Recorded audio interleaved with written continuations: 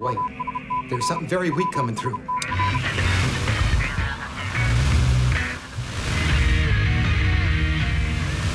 A long time ago, in a galaxy far, far away.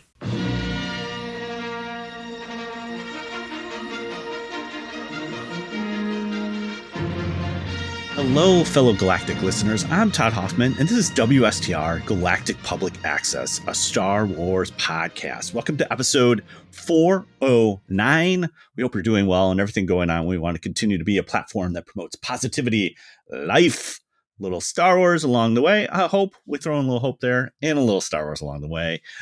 Today, we're returning to our Rishi species. As we continue to look at the Cantina creatures in A New Hope. First up, we've done quite a bit, but now we are moving towards looking at the Ithorian. The Mawanadin rolls right off the tongue. The Hammerhead. That's what he was called on set. That's what he was called in the action figures for Kenner. And so most people know him as the Hammerhead. So we will be talking about them today. Miss Heather Allred and Miss Carla Jackalone have the day off. I'm doing this differently. I'm recording in the morning. So, but they have the pod off, and we wish them well, and we'll be back shortly, full strength. Let me tease the news. So we have 4 news items to cover today. That is Major Award, Jedi Temple for free. And I'll buy that for $1. So get out your decoder rings, get out your data pads, and get ready for some news in a little bit. But without any further ado, let us get into our main topic. And now for our feature presentation. All right. I was going to save this for a little bit later, but I'm just going right off the bat. So, well, let me just first preface. Okay, Ithorians are pretty prevalent in the Star Wars universe, and most famously, you know them as the Hammerheads. So this is why you got to get on the live stream, because I'm showing the original Kenner action figure that you got to play with as a kid, and you got to reenact the Cantina scene. We also have a more kind of newer version. Now, this one, again, the power of the Force. This Ithorian, he's been doing legs, he's been doing arms. He's got a huge gun, which is kind of crazy. The blaster's ginormous. And then this is the Ithorian. So it's kind of like they were both hanging out, and one took some fun. I don't know what roids would be in Star Wars, but definitely the power of the Force was bulky and in charge. So the reason I think, again, for a lot of what we see in today's kind of action figure market is, we get like the 14 Lukes and the 14 Hans and the 12 Leias and all that stuff. And again, hero characters are great. Don't get me wrong. But it's really these guys. Like, we need a lot more of the ancillary Cantina people. Like, did they make any Cantina creatures from Maz's castle? No. And when The Force Awakens came out, they actually did, I think his name was like the Constable or something like that from The Force Awakens. And they cut him from, or he's seen in the movie in Jakku, but he's barely there. And so the alien that they do is not even really featured in the film. And it's like, okay, this Hammerhead probably had 5 seconds of screen time, and they literally like, dude, we're going to put this. And again, it's great. I mean, it's a great design. It looks awesome. And they're like, we're going to make an action figure of it. And so my biggest thing is, like, I feel like, the kids these days, they got gypped, because if you had, Maz's cast, let's just talk Force Awakens, or let's talk new trilogy. You have Maz's castle that has a bunch of aliens in it. You have Last Jedi, Canto Bight. As much as people hate that scene, there's a ton of cool aliens in there. And then The Rise of Skywalker. You have the bar scene with John Williams. I mean, where's our John Williams action figure? You know, come on, people. But there's a ton of different cool aliens in there, and it's like, okay, what are we doing? You know, what's going on? So, anyways, that's my little rant. I feel like you would know more about the characters if the kids and adults, I guess, would be getting more of these ancillary characters that are not seen on screen. I mean, hero killers are great. They need to be like, again, if you're looking at a case of figs, you want the hero characters to have a little bit more. But man, you know, you throw in a couple of aliens, it just not only does it diversify your action figure collection, but if you're in kind of the I want to play with these kids kind of phase, I mean, this stuff is just, it's priceless. I mean, it's just and again, like when I have an emotional connection to this because it's like this is what I did when I was 6 and playing with these in my sandbox, you know, because that was Tatooine sandbox, you know what I'm saying? So let's learn a little bit about our friendly Ithorian, referred as hammerheads or leathernecks. Again, kind of appropriate. Shark Week just finished, and thought it would be a good idea to go over the hammerhead. I'm a big fan of Shark Week, and if you guys watched it, awesome. The thing that I like to do is basically just watch a couple during Shark Week, and then I got all of them like, you know, taped. I got them all recorded, and yeah, I can't wait, you know. So, anyways, okay. So they are a sentient species. So again, just to be clear, when we're looking at aliens and creatures, so you have the kind of creature feature, and then we have this Rishi species segment that we do. Sentient means like they can think and speak. They're semi-sentient, where that could be like a rancor or something like that can have some, or like a lizard monkey, Kowakian lizard monkey, like Salacious B. Crumb. He is semi-sentient, meaning like does have some speak, but is more animalistic. And obviously, non-sentient are all a creature. So sentient, the Ithorians can't speak, and they come from the planet Ithor, and they have 2 mouths on the opposite sides of their neck, giving them a deep rumbling voice. Most Ithorians are peaceful and revered by nature, so they're kind of like nature. They love, and it's funny. Pacifism was so strong that they exiled violent individuals. Notable Ithorians are, we got Doc Andor, which is from Boba Fett. He's the mayor. Oh no, is Doc Andor? Hold on. He says a collector on Batu. I gotta click on this. I don't know who this guy is. Let me see. Oh, he's okay. So they're saying this is the Disney. Jeez. Okay, Disney. Thanks. Yeah. So this is at Galaxy's Edge. Is Don the Doc Andor, and then obviously Mom Wa Nadon is his name, and he's an Ithorian guardian. He's a gardener, and he's exiled from his home world. So we'll talk about him in just a little bit. Again, they have their appearance of the hammerhead. They live in forests and jungles. That's what Thor is mostly made up of.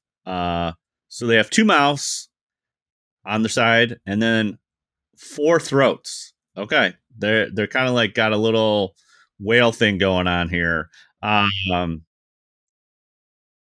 So it basically makes them speak in stereo, which is kind of cool.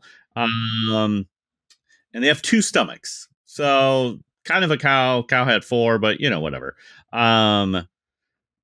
So interesting enough, which is very cool, and again, why you gotta shout out to the Gendy Tartakovsky cartoons.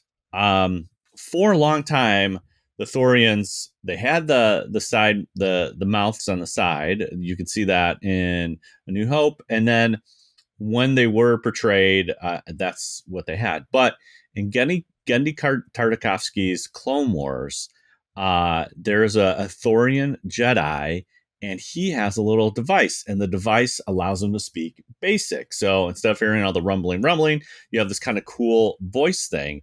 It becomes canon, if you will, when in Boba Fett, the Book of Boba Fett, the Ithorian mare has this collar on it, which is basically a speaking device, which is kind of on the back of his head that allows them to speak kind of a basic for other people to hear. Again, like I said, peaceful, revered in nature. But the strong ones, the ones that are not peaceful, get kind of exiled, I guess. And again, majority of the planet is covered with what they refer to the Mother Jungle, a vast rainforest that Ithorians considered sacred, forbidding anyone setting foot within. Wow. Okay, so they really don't even go in the jungle. Welcome to the jungle. They are deeply spiritual. They do a lot of handcrafting of objects and stuff like that. And Ithorian weather chimes were handcrafted and prayed to the fertile soil for good weather for Guardian. Okay, so obviously, there is, they say, at least one settlement on the planet Takabo, which is fine, known as Hammertown. I want to go to Hammertown. Okay. They could even be found in places completely devoid of vegetation. Mawa Nadan's hidden garden on Tatooine. What? He had his own little garden. Yeah. So he was exiled on his homeworld for revealing the agricultural secrets of his species to the Galactic Empire. Dude, what are you doing, bro? Giving away secrets. He would later live on the planet Tatooine and would often be seen in Chalam's spaceport cantina in the city of Mos Eisley. Okay, Mach Shaiz is the male from the Book of Boba Fett in the Mare of Mos Espa. And then obviously Doc Andor is a collector. He's over 240 years old. Most famous resident of the Black Spire Outpost. Brother. Then we have, again, the Jedi Order. We have Jedi Initiate Biff. BYPH, I guess. Biff. And then Jedi Knight Miki Sutamani. And Jedi, okay, so Jedi, this is good. Ronan Kororab, which is a play on Rob something. It's probably some producer, maybe even Rob Coleman, but I don't know. Ronan Kororab. So that's the Jedi featured in Attack of the Clone, or the Clone Wars. We see, again, series like Rebels and Bad Batch, you get to see them in Rebels, which is great, and in Bad Batch, which is super, super fun. So lots of appearances. Let's see here. They're featured in the High Republic, Star Wars Young Jedi Adventures, more High Republic stuff. High Republic. Couple comics like Darth Maul, Jango Fett, the hyperspace stories. Okay, in the Clone Wars, they're featured quite a bit throughout the season. Again, and in Bad Batch was just great. Yeah, they're in Star Wars Rebels. They are everywhere in the Star Wars universe. So they become a really kind of cool background character. Yeah, so they are prevalent in the Star Wars universe. So let's look at Mawa Nadan. Let's talk about this guy. All right, so this is our Mawa Nadan hammerhead. Okay, so we know that he was exiled because he gave away the secrets. Bad. So during the Galactic Civil War, he sympathized with the Alliance to restore the Republic. Okay, so now he's changing sides here. Who opposed the Empire and would hide rebel operatives in his garden. However, a support of the rebellion was rumored. Nadan was present in Chalman Spaceport Cantina when Jedi Master Obi-Wan Kenobi and the local farm boy Luke Skywalker were searching for a pilot. Um, so we get to see him. He's one of the first uh, cantina creatures that we do see. I think he's the second shot of the cantina, which is kind of cool. All right, so Mawa Nadan first appeared in the 1977 Star Wars A New Hope, but went unnamed until identified as Hammerhead for his Kenner product action figures. And again, most of the Kenner action figures that were produced in the 80s had their onset name as the name of the action figure. So, Walrus Man and Hammerhead. Greedo was actually named, even though he's Rodidian. Greedo was actually named, but a lot of them just had really kind of who they were or what they were called on set, which is kind of interesting. So, again, gets the Hammerhead name for the action figure. He received his name and backstory in Galaxy Guide 1, A New Hope, a 1989 Star Wars Legends source book by Grant Butcher and for the Star Wars role-playing game. Again, West End Games, I mean, they name so many different stuff. I know there's an episode brewing there where we got to talk about that a little bit more, it's just crazy. I mean, I don't know. This other guy, he looks a little, it's the same guy, but he looks a little bulky, but I love his blaster. Okay. So, his name and portions of a backstory can be affirmed in canon by the reference book Ultimate Star Wars, which was released in 2015. The character was portrayed by John Berg and Phil Tippett. If I'm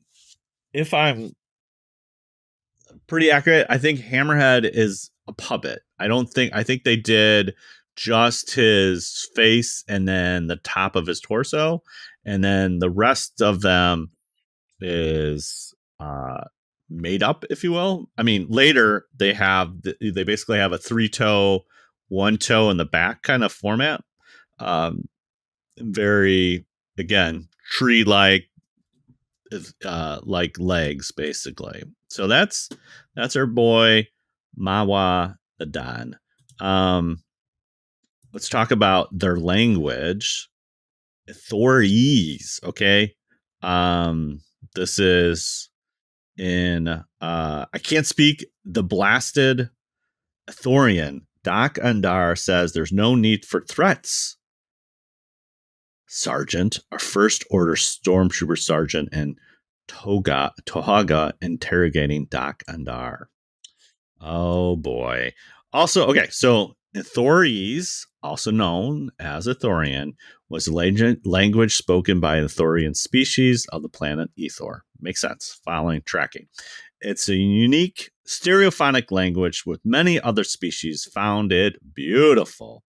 Some Ithorians wore translator collars to convert the language into galactic basic standard. Known words. Let me see if I can butcher these. Harum Agatha, lone mouths, a nickname given by Ithorians to their single mouth Otegan cousins. Oh man, I gotta click on that. Let's see what an Otegan is. Okay. So Otegans, okay, they got a little hair. They got a little Otegans are seen more in the new trilogy than the newer trilogy. They basically have like hair. There's one that's featured that has kind of like a goatee looking one and a little hair on his eyebrows. So that is not really a Hammerhead or a Thorian. It's a Tegan. Of course, why would we have anything less? Because we need diversification in species, but that's kind of cool. And then let's see what the other word they have here in Kawaga Thu, a technique consisting of shouting with both mouths simultaneously. Well, there you go. That is pretty cool. And then let's talk a little bit about the planet Ithor, just so we get a kind of a full round, round look at this mid-rim planet. And it's, again, held mostly with Ithorian species, jungle. It is okay, so here we go. This is where the Tegans come from. So the Ithor planet was of the Atega system, located in the New Territories portion of the galaxy's mid-rim territories, situated in grid square M6 of the standard galactic grid. The expansive jungle of the Ithor was considered to be sacred, and hunting there was highly illegal. Their flora included dozen Norel trees, the Carvinus Janinu trees, and a variety of green, rusted, hued bushes and carpets of blue and pink edible fungi. Their fauna included rare and deadly Malsums and Tasquans. I love Star Wars. The Ithorians worship the Mother Jungle, long ago vowed to keep their homewood pristine. They moved their herds into the great floating cities in the sky of Ithor. Dude, where's our visual dictionary on Ithor, and why is this not being featured in animation or the new shows? That sounds very Avatar. Let's just put it that way. So we have floating cities in the sky, and eventually out into space. The planet was the center of the Triennial Herd Meet, a meeting that was attended by every Ithorian herd ship. Okay. At some point, the Galactic Republic Navy participated in a battle on the planet against vicious bands of pirates and are fighting against Jedi Master Ori Morm. Following Morm's sacrifice, which delayed the attack on the pirates, a Republic Navy warship arrived to take the criminals in custody. Thank you, Galactic Republic Navy. The Ithorian Joe left the Ithori settled the planet Lothal, where he operated a cantina known as Old Joe's Pit Stop. Ooh, I like that.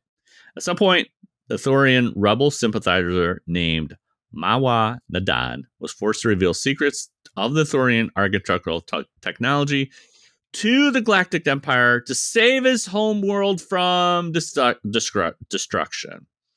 In 5 ABY, so after the Battle of Yavin, a new Republic CR-90 Corvette Starfall on a diplomatic mission to recruit Ithor to Nascent Galactic government led by Senator Theodore M. Sawa was boarded by the Idali Makakavani Super Star Destroyer Annihilator. That is like a mouthful of information there, Wikipedia. Thank you so much. Again, Ithor, this is cool about Star Wars is, just kind of, this one's pretty straightforward. It's planet Ithor, the homeworld's Ithorian species, and they speak Ithorese. So it's all kind of right there for the Hammerhead. Again, very cool look. I really do enjoy what the Hammerhead represents as far as just kind of peace and guarding and nature. And I like the kind of mother jungle background. But again, like if this guy is peaceful, then why is he carrying, like, look at this blaster, dude. This blaster is just ginormous. But anyways, there you have it. The Rishi species, look at the Hammerhead. We really, he is one of the coolest looking characters, I think, in the Star Wars universe. And again, we get that right out of the cantina in 1977.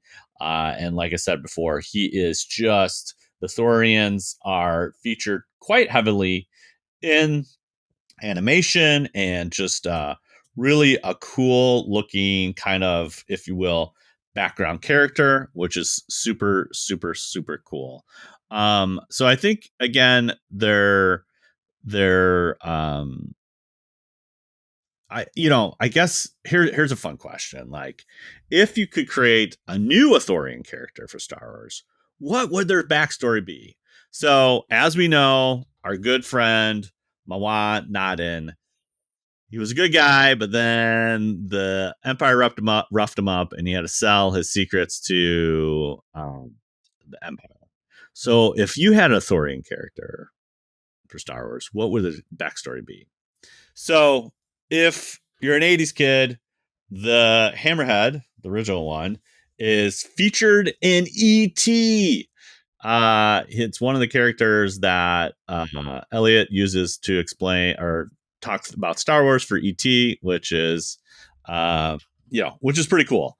I kind of like because ETs are similar in nature with, and they're technically canon in Star Wars. That maybe they have like maybe a buddy cop movie ran with a Thorian and an ET. Wouldn't that be great? You got a long neck and a leather neck together. I think that was super fun. I kind of like the idea too, which would be kind of cool, is like somebody that is peaceful.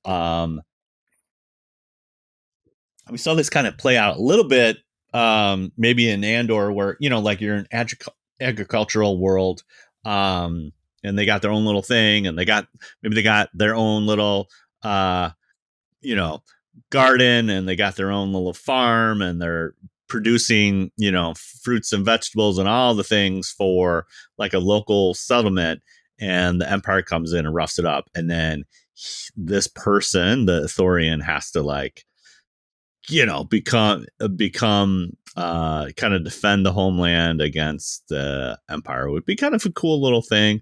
I think that would be cool. Yeah, it would be cool. Okay, what about ideal storyline for Star Wars spin-off focused entirely on Ithorians? First of all, you would have to have the galactic translator thing, because it would be it's kind of like the holiday special where you just have the Wookiees just talking for a couple minutes, and there's no subtitles, and they're just talking. It's like, oh, okay, you want some of that because that is the authentic language. You want that kind of deep rumbling language, would be cool. But obviously, if it's going to be a TV show for any kind of expended time, you got to have a translator, unless you want to do subtitles, which is also, could work, but you can't do that in a long form. But it would be really cool to see something around that. Again, if we're just kind of following the bouncy ball, you focus on Ithor first, kind of build that, and then maybe you got the dreamer, kind of like a Luke Skywalker thing, where it's like, yeah, I just want to get off planet and see the world, and then the world, that those kind of adventures, you could see the planets, and maybe have that person come back because the Empire's threatening Ithor or something like that, would also be cool. So you have a little exploration, kind of fish out of water experience, and then going back to the home world to help them out. I mean, that's what's so cool, like kind of like Skeleton Crew, where they're like, dude, this planet is so boring. I just got to get off planet. And when they get off planet, they find out that their home world is legit. Like there's something, there's treasure there and stuff like that, which is kind of a cool concept, which I would say would be cool. Again, we understand like the sacredness and the connection to nature for Ithor. So again, not to get too Avatar, but if you have Empire kind of coming in and establishing the Imperial outpost, and you have the natives, which are Thor, you could kind of do the Avatar angle. Again, that's already kind of done. So I kind of like the idea of something more like we follow this person off world, and then he comes back and we get to explore his home world and defend it. So anyways, very cool. I mean, those are great ideas. What are your ideas about Ithorians? Let us know. Email us at WSTRpodcast@gmail.com. You can drop us email there. And we would actually, you can use mailbox at WSTRmedia.com. Probably the easiest one to get to us. So All right. That's it for the Ithorians, which is great. Really cool species. Again, super, super cool look. I just really enjoy this design. It's one of the coolest designs, I think, in Star Wars. Just a really fun. I mean, again, in 1977, it's more of a throwaway, but they really did inspire a lot and are featured a lot in the Star Wars universe, which is great. Okay, let us move on to news of the week. And now, the Star Wars news of the week. All right, we've been a little sidelined for a little bit here, so we got some catching up to do. I do want to bring up our first news item is Star Wars Andor gets nominated for 14 Emmy Awards. Okay, so this came out July 15th. The nod is one of 14 nominations today by the Television Academy, securing Andor's place among this year's greatest series for its immense storytelling. Here, here, here. Okay, so here we go. Andor, outstanding drama series. Check. Okay. Outstanding production design for a narrative period or fantasy program, 1 hour or more. That's a great title. Outstanding cinematography for a series, 1 hour. They're using Harvest for that one. Outstanding fantasy sci-fi costumes. Again, Harvest for that one. They like Harvest. Outstanding directing for a drama series. Andor, Who Are You? Directed by Janice Metz. Outstanding picture editing for a drama series. Andor, Who Are You? Jan Miles. Okay. Outstanding music composition for a series. Original dramatic score. Brandon Roberts. Original music and lyrics. Andor, Who Are You? We Are Gore. Oh, dude. 100%. That is great.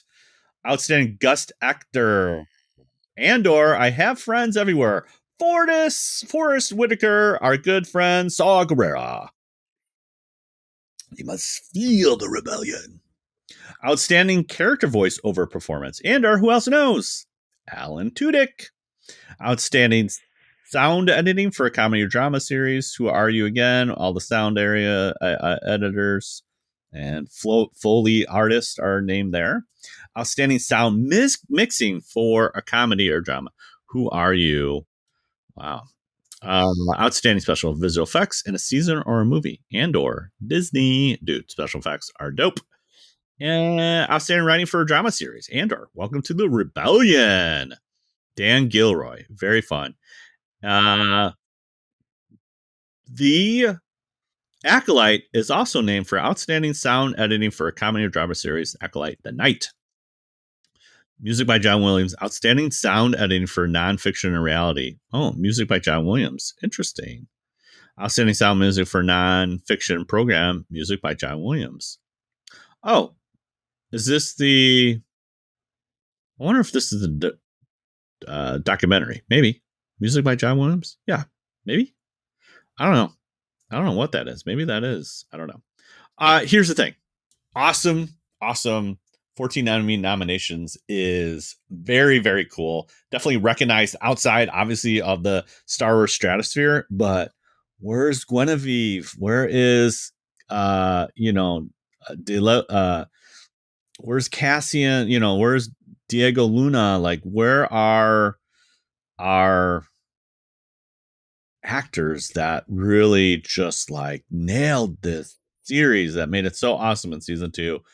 I definitely snubs, especially Guinevere of all, our Mon Mothma. I just feel like she was so pivotal. And again, like, that wasn't on my bingo card. Like, hey, I need to know the backstory of Mon Mothma and how pivotal she was in the Star Wars Rebellion. But whew, so good. Okay, so that was a little catch up. So last weekend, San Diego Comic-Con kicked off, and the maker George Lucas tells Comic-Con crowd his new Amazon museum in LA will be a temple of the people's art. So finally came to stage at Comic-Con. Again, another kind of bingo card. You had like Queen Latifah moderating. You had Doug Chang. You had George Lucas. And who's the other guy that they had there? Del Toro? No, not Del. Yeah, Del Toro. Yeah. Okay, so they had like a little introduction video with narrated by Samuel L. Jackson, but Lucas focused on comic art and populist painter are just as central to the aims. He's one of the main collectors of paintings of Norman Rockwell and Maxwell Parrish and Hobson that have made specially of collecting the work of Black painters, including Norman Lewis and Kara Walker. The panel discussion included Del Toro and production designer Doug Chang, who worked on the Star Wars film in the 90s. Basically, Queen Latifah said, "Are you all pumped for the museum now or what?" She shouted at the crowd at the end, which is legit. Yeah, so there's definitely, so he owns first drawings of Flash Gordon, original panels of Peanuts comic strips, early drawings of Iron Man and Black Panther, original artwork of political cartoons. Um, he would later move to the paintings and art for films after Star Wars money began to pour in. So he says, "What am I going to do with it all?" Lucas said, "I refuse to sell it. Could never do that."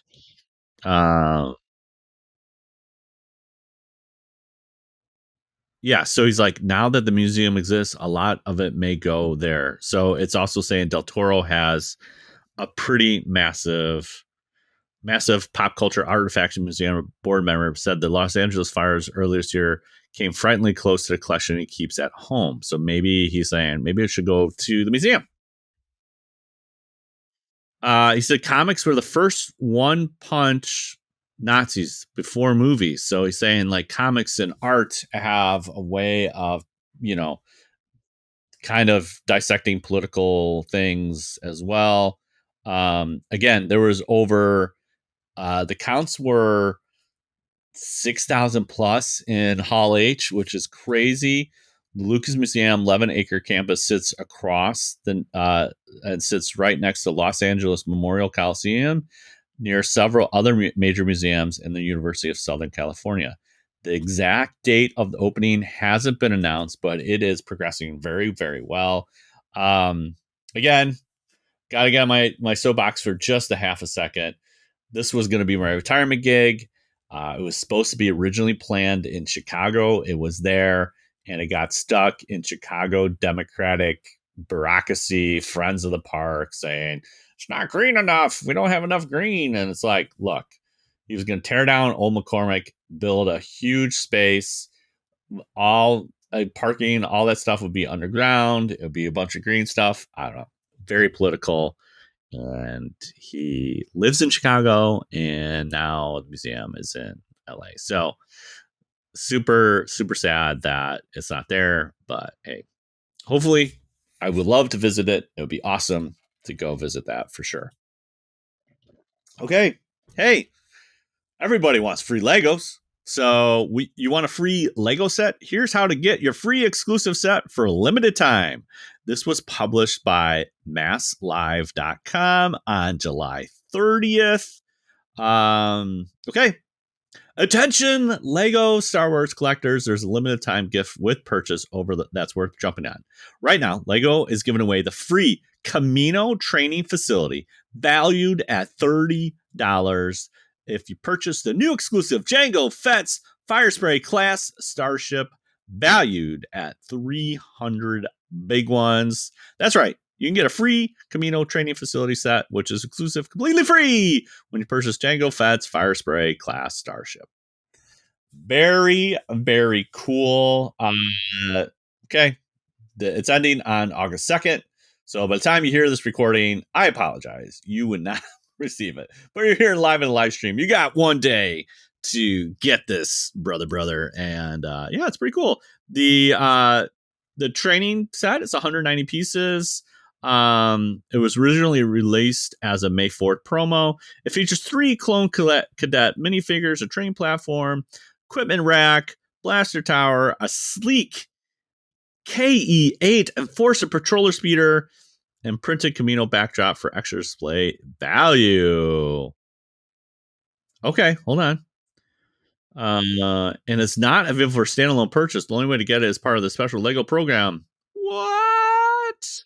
The fire spray, on the other hand, is something that you can get. 2,970 pieces.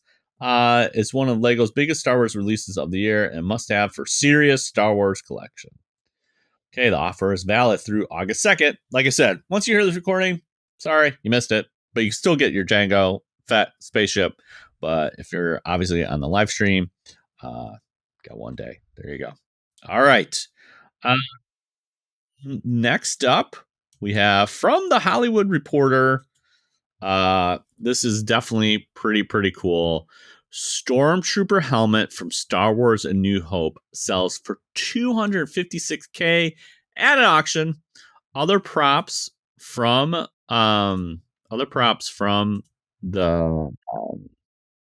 movie included lightsabers wielded by Ewan McGregor, Obi-Wan Kenobi, Liam Neeson, Qui-Gon Jinn, and Ray Park, Darth Maul, were also sold. Okay, a screen-used Stormtrooper helmet from the classic was auctioned, held at San Diego Comic-Con on Sunday. The helmet was previously exhibited at the Ronald Reagan President Library in Semi Valley, California, last year as part of an exhibit defending America and the Galaxy, Star Wars, and SDI. Wow. To be featured in a scene, the Sandshrew is said to be only one of 6 stunt helmets known to have survived and are accounted for in a private collection. Dope.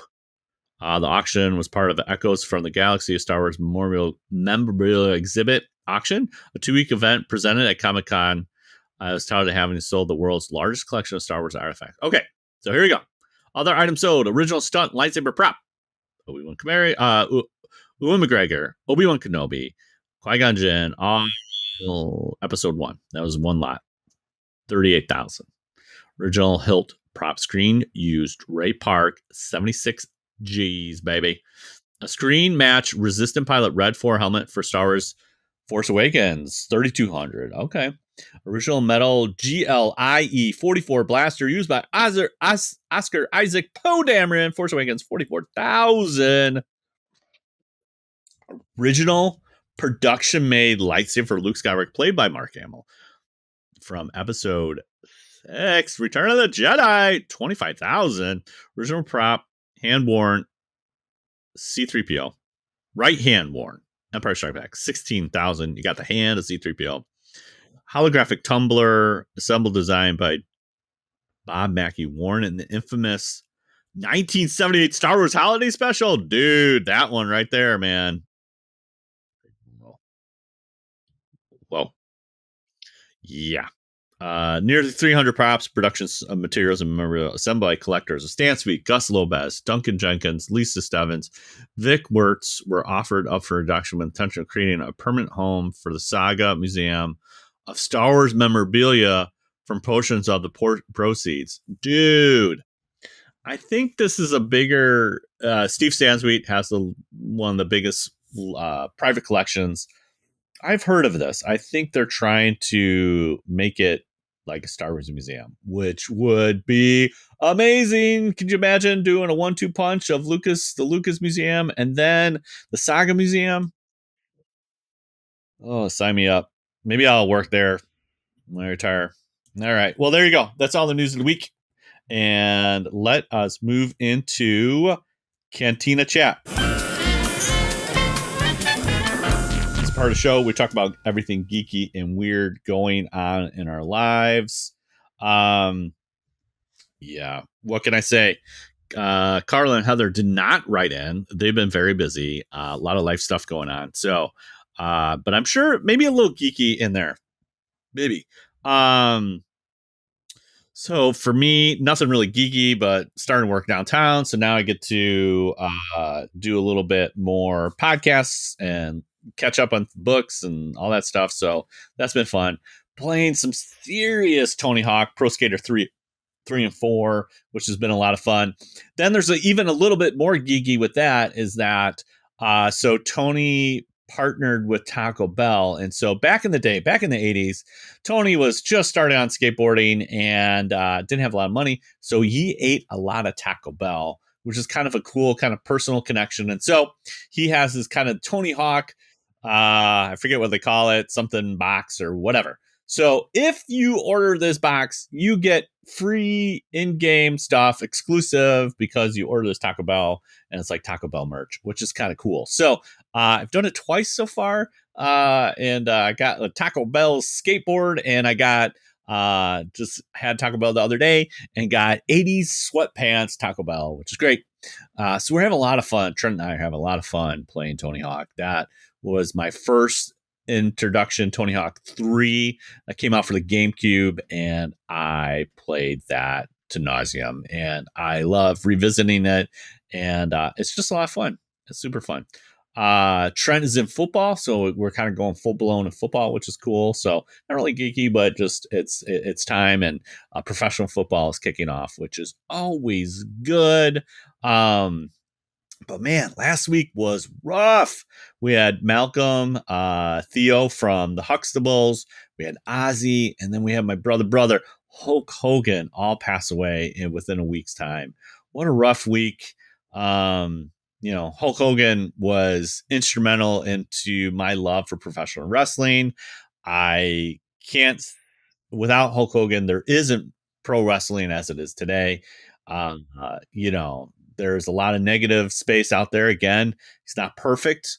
I don't expect him to be perfect, but he is just iconic, and just super sad to see him pass away. He was in a lot of pain. I know it was a heart thing, but he had multiple back surgery, neck surgeries, all that stuff. His body takes a toll when you're doing all that kind of wrestling and stuff like that. So, just a bummer, man. Just a bummer. But hey, SummerSlam is coming up. So we got SummerSlam this weekend, which is super, super cool. So looking forward to that.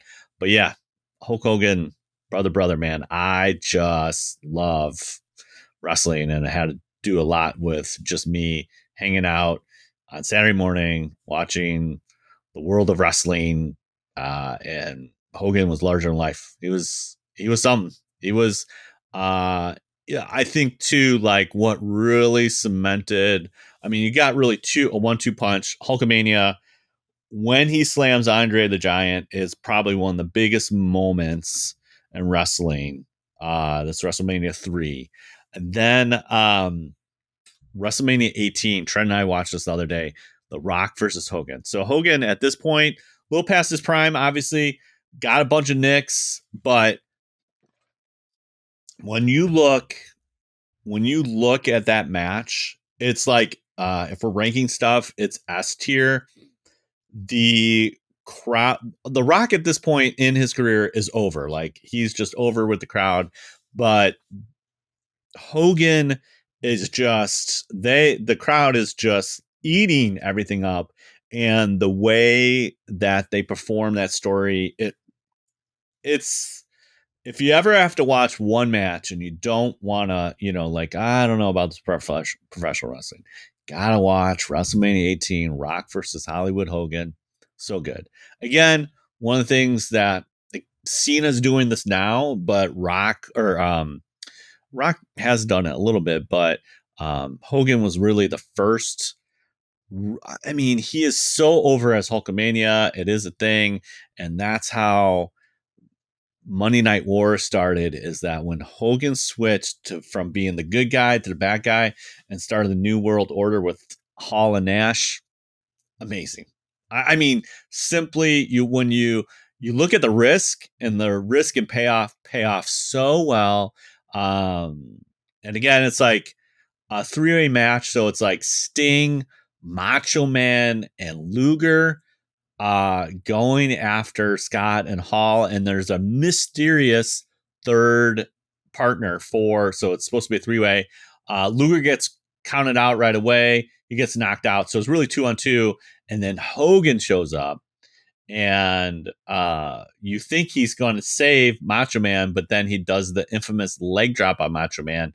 And he is tied with Hall and Nash, the outsiders. And then in his little promo, he's like, this is the new world order. And man, 83 weeks of just them crushing it. Hogan being a bad guy. It's so good. And then really that propelled WWE to get their act together. And that's where you get the Attitude Era with Rock and Stone Cold. And without Hogan, that doesn't happen. Because at this point, WCW is not really even on the match. It's just Ted Turner, like professional wrestling, is like he was wasting so much money just to have the product on his TBS TNT. And anyways, I could go on. It's everything that Hulk Hogan did is just great for, so. All right. So there again. Thanks again for listening to another episode of WSTR Galactic Public Access. You can find us on the socials. You know where to find us. The biggest one at WSTR Media. You can find us there. Comment, tweet, rate us on Apple Podcasts. If you give us a 5-star review, we will throw swag right in your face. Retweet or email us a screenshot of the rating, and we'll read it on the next podcast. We got a whole back catalog of episodes, podcast.wstrmedia.com. We got merch, store.wstrmedia.com. If you want to support us in a different way, patreon.com/WSTRmedia.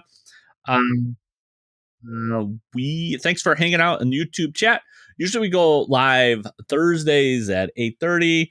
Special occasion, doing it in the morning. Hey man, you never know what happens, but hey, it's always fun with a cup of coffee in the big time, man. That's what I'm doing right now.